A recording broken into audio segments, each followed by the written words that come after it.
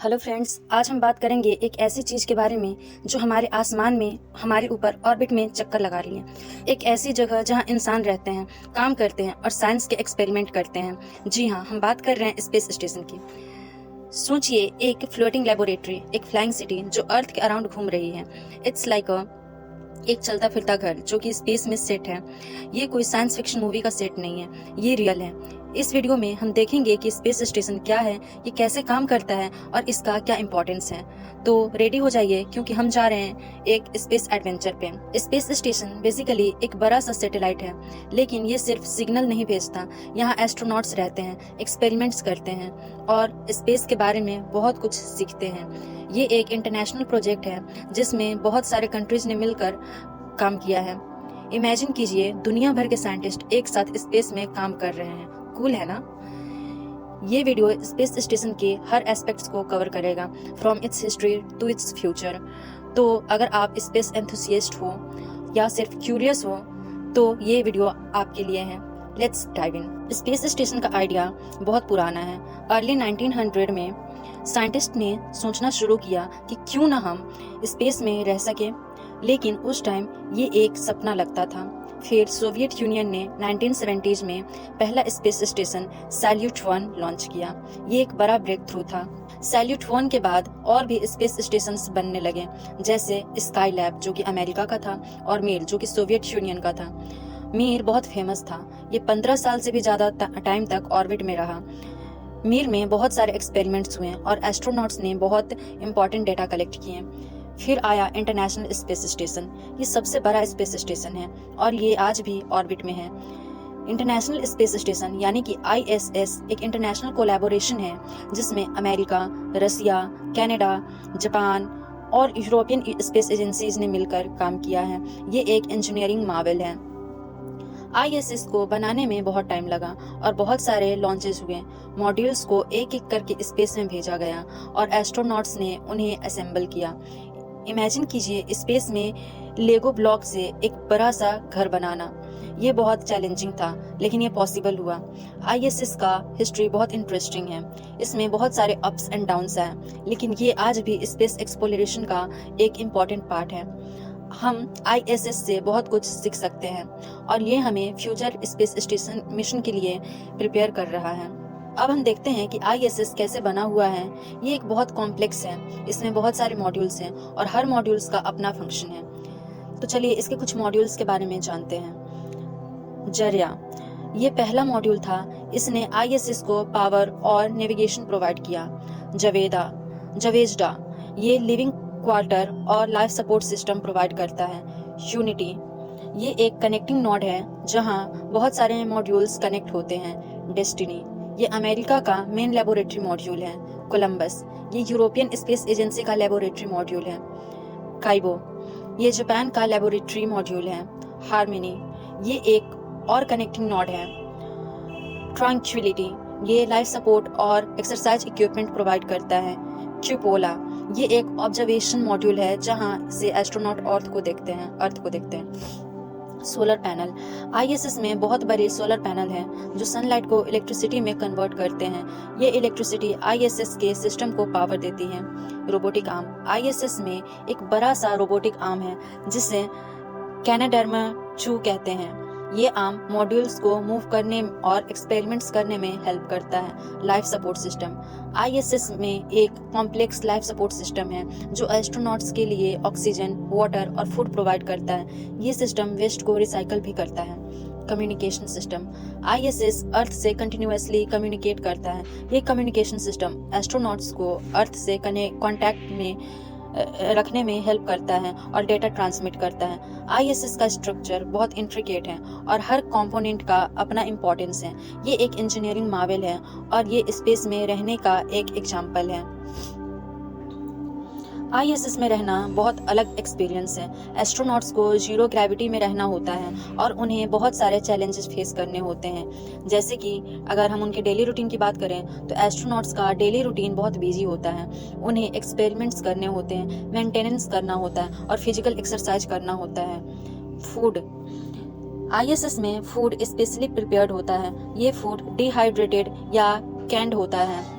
Astronauts को food को reheat करना होता है और उन्हें जीरो ग्रेविटी में खाना होता है। एक्सरसाइज, जीरो ग्रेविटी में मसल्स कमजोर हो जाते हैं, इसलिए एस्ट्रोनॉट्स को डेली एक्सरसाइज करना होता है।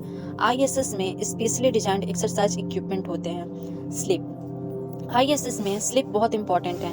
एस्ट्रोनॉट्स को स्पेशली डिजाइंड स्लीपिंग बैग्स में सोना होता है और उन्हें नॉइज कैंसलिंग हेडफोन्स यूज करने होते हैं। हाइजीन, जीरो ग्रेविटी में हाइजीन मेंटेन करना बहुत चैलेंजिंग है। एस्ट्रोनॉट्स को स्पेशली डिजाइंड सोप और शैम्पू यूज करने होते हैं।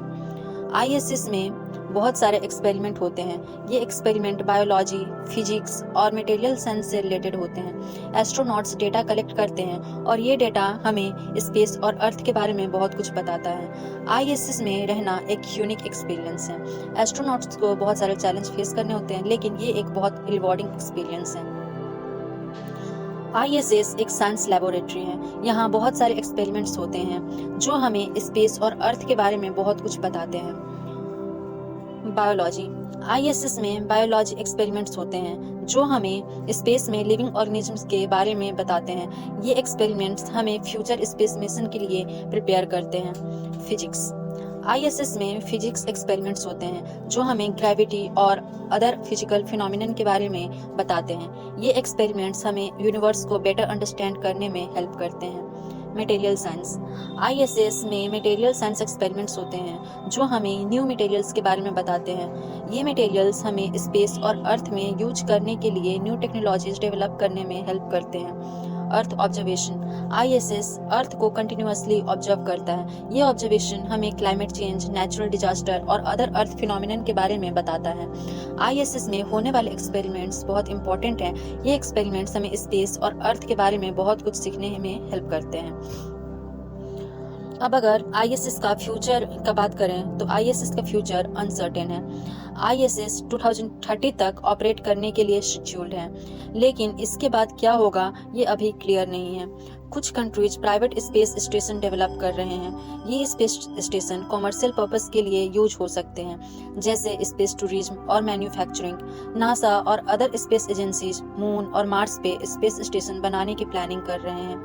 ये स्पेस स्टेशंस हमें डीप स्पेस एक्सप्लोरेशन के लिए प्रिपेयर करेंगे। स्पेस स्टेशन का फ्यूचर बहुत एक्साइटिंग है।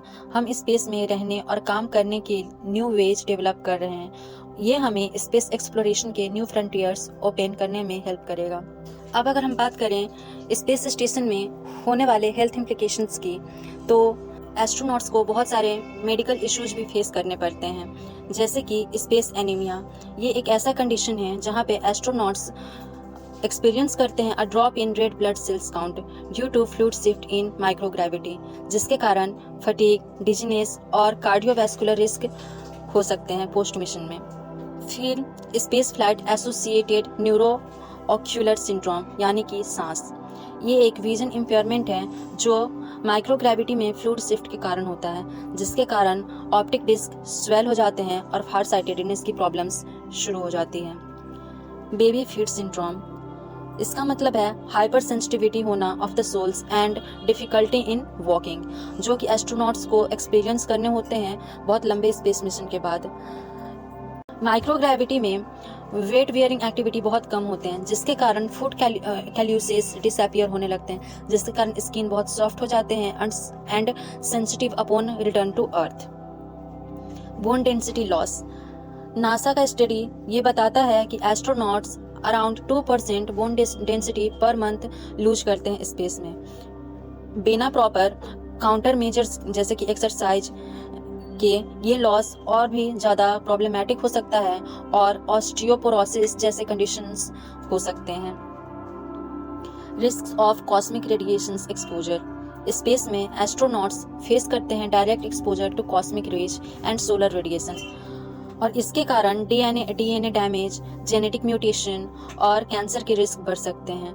Deep space mission to Mars and moon pose करते हैं higher risk due to prolonged exposure. तो स्टार लाइनर स्पेसक्राफ्ट, जिसको बोइंग के द्वारा डेवलप किया गया है नासाज के कमर्शियल क्रू प्रोग्राम के साथ कोलैबोरेट करके, और डिजाइन किया गया है ट्रांसपोर्ट करने के लिए एस्ट्रोनॉट्स को अर्थ ऑर्बिट में और लो अर्थ ऑर्बिट में।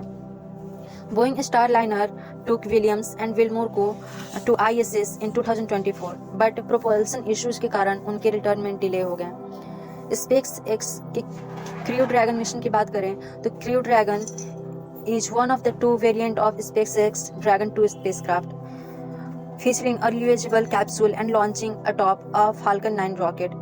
डेवलप किया गया है अंडर नासा CCP और ये primarily ferries astronauts to the ISS। The other variants cargo Dragon transport करते हैं cargo to the station. NASA का SpaceX Crew 9 मिशन returned Williams and Wilmore from the ISS aboard the Crew Dragon spacecraft named Freedom। अब अगर India के कुछ space mission की बात करें तो इंडिया का गगनयान मिशन जिसका एम है 3 एस्ट्रोनॉट्स को भेजना 3 दिन के मिशन के लिए 400 किलोमीटर के ऑर्बिट में एंड उसको सेफली अर्थ पे वापस लेकर आना। ये मिशन इंडिया को US, रसिया एंड चाइना के बराबर लाकर खड़ा कर देगा ह्यूमन स्पेस फ्लाइट में।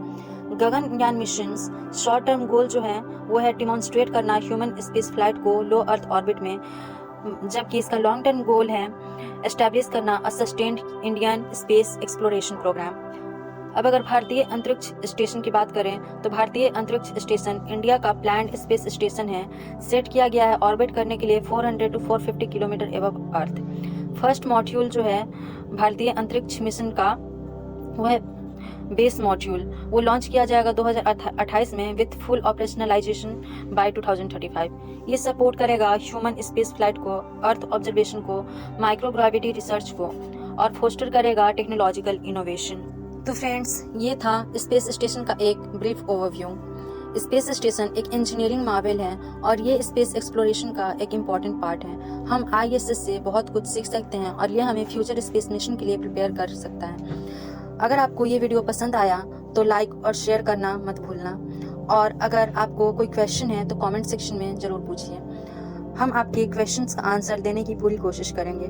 Thank you for watching. फिर मिलेंगे एक और इंटरेस्टिंग टॉपिक के साथ।